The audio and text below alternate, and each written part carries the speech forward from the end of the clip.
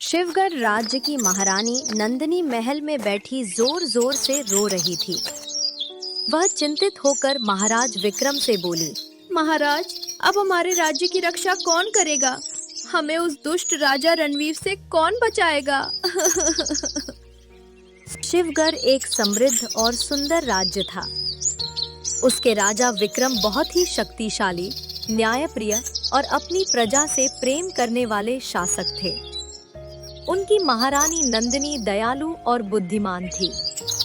उनका एक सुंदर और वीर राजकुमार था जिसका नाम विजय था। राजा विक्रम के राज्य में सुख, शांति और खुशहाली थी।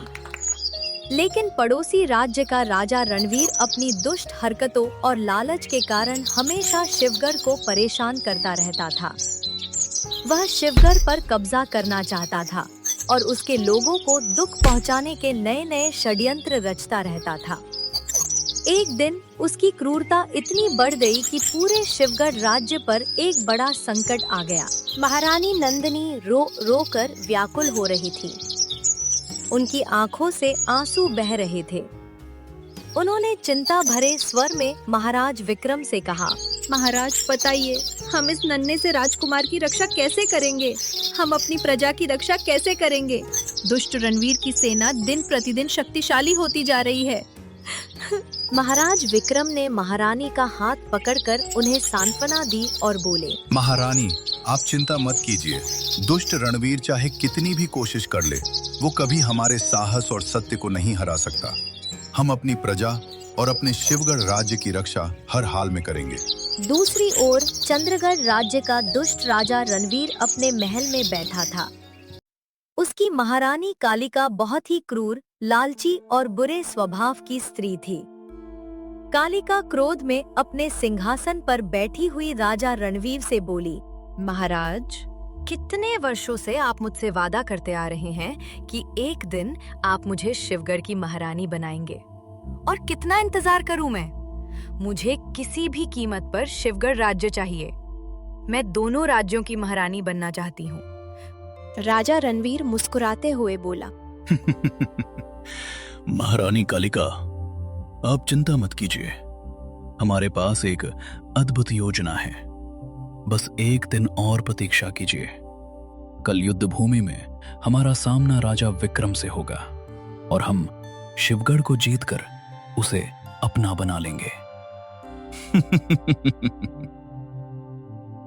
यह सुनकर कालिका जोर जोर से हंसने लगी और बोली, क्या सचमुच?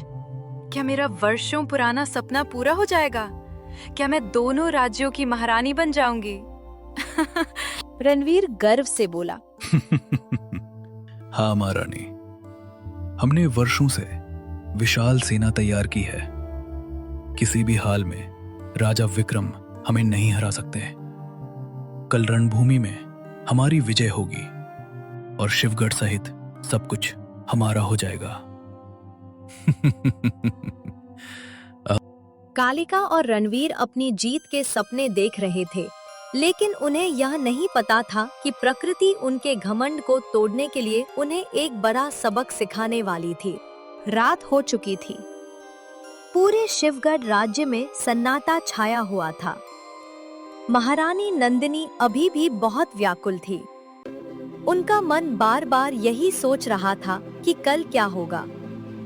चिंता उन्हें अंदर ही अंदर खाए जा रही थी, क्योंकि अगले दिन महाराज विक्रम को दुष्ट रणवीर से रणभूमि में युद्ध करना था।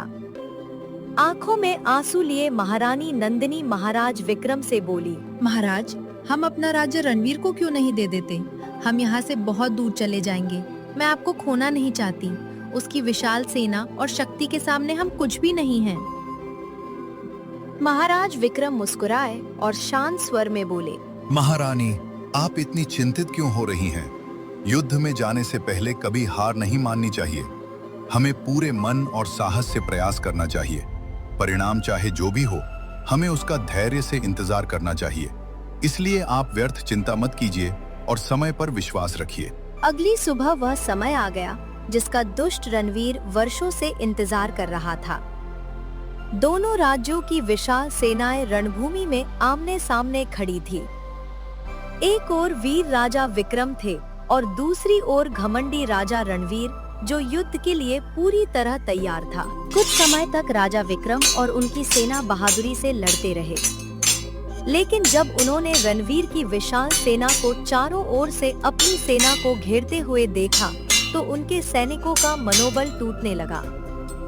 स्थिति कठिन होती देखकर महाराज विक्रम ने अपने सैनिकों और परिवार की रक्षा के लिए पीछे हटने का निर्णय लिया और वे रणभूमि छोड़कर जंगल की ओर निकल गए। राजा विक्रम उदास और टूटे हुए मन से जंगल की ओर जा रहे थे।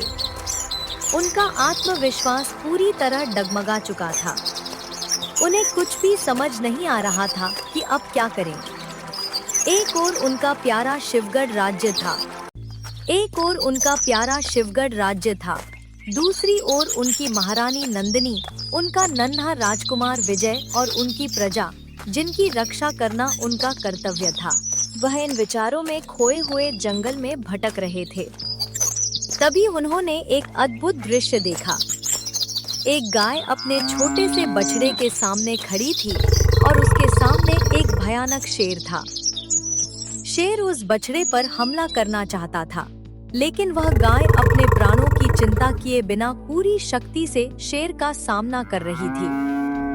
वह अपने बच्चे की रक्षा के लिए अपना बलिदान देने तक के लिए तैयार थी। यह देखकर राजा विक्रम ने तुरंत अपनी तलवार उठाई और गाय की सहायता की। उन्होंने शेर को वहां से भगा दिया।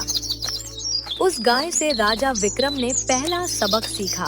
सच्चा रक्षक कभी अपने कर्तव्य से पीछे नहीं हटता, चाहे उसके प्राणों पर ही संकट क्यों न आ जाए। अब राजा विक्रम के मन में आशा की एक छोटी सी किरण जाग चुकी थी। हालांकि उनका दुख अभी भी समाप्त नहीं हुआ था, लेकिन उनके भीतर फिर से साहस लौटने लगा। आगे बढ़ते हुए उन्होंने देखा कि बहुत सारी चींटियां मिलकर एक बड़े फल को अपने घर की ओर ले जा रही थी। एक अकेली चींटी उस फल को नहीं उठा सकती थी, लेकिन सबकी एकता ने उस कठिन कार्य को आसान बना दिया था। चींटियों को देखकर राजा विक्रम ने दूसरा सबक सीखा। एकता में अपार शक्ति होती है। मिलकर किया गया कार्य असंभव को भी संभव बना देता है। राजा विक्रम सोचने लगे, शायद मुझसे यही भूल हुई। मैंने अपनी प्रजा और सेना की शक्ति को पूरी तरह एकजुट नहीं किया। अगर हम सब एक होकर लड़ते तो शायद आज हमें हार का सामना नहीं करना पड़ता। अब राजा विक्रम के मन में पहले से अधिक आशा और साहस जाग चुका था। फिर भी उनका आत्मविश्वास पूरी तरह वापस नहीं आया था। चलते चलते वे एक गुफा तक पहुँचे।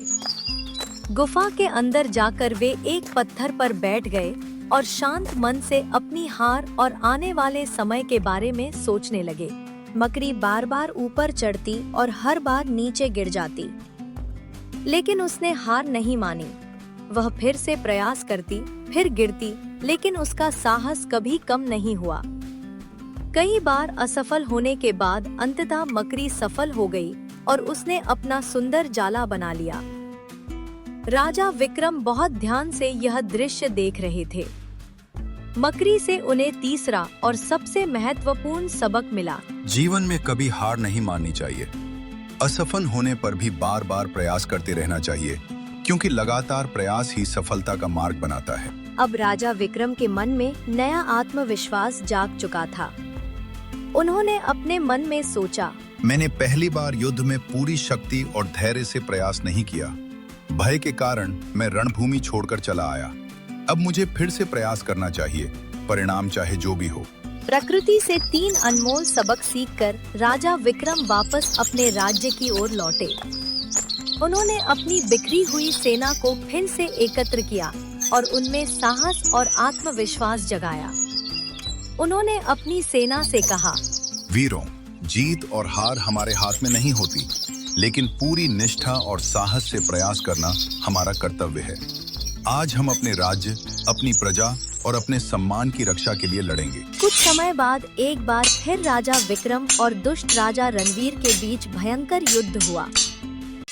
इस बार राजा विक्रम के मन में डर नहीं, बल्कि साहस और आत्मविश्वास था।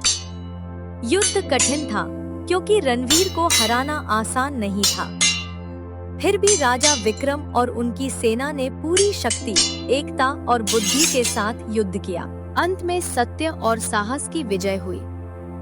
राजा विक्रम ने रणवीर को पराजित कर दिया। उन्होंने केवल शिवगढ़ की रक्षा ही नहीं की, बल्कि चंद्रगढ़ राज्य को भी अपने शासन में शामिल कर लिया।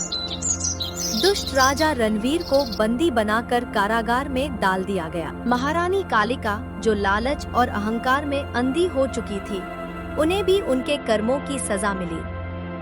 उनसे उनका राजपाट छीन लिया गया और उन्हें अपने किए पर पश्चाताप करने के लिए जीवन बिताना पड़ा। इस प्रकार राजा विक्रम ने प्रकृति के 3 महान सबक, कर्तव्य, एकता और निरंतर प्रयास से न केवल अपना राज्य बचाया, बल्कि यह सिद्ध कर दिया कि सच्चा साहस कभी हार नहीं मानता। कहानी की सीख: जीवन में कितनी भी कठिनाइयां आए, हमें कभी हार नहीं माननी चाहिए। साहस, एकता और निरंतर प्रयास से असंभव को भी संभव बनाया जा सकता है।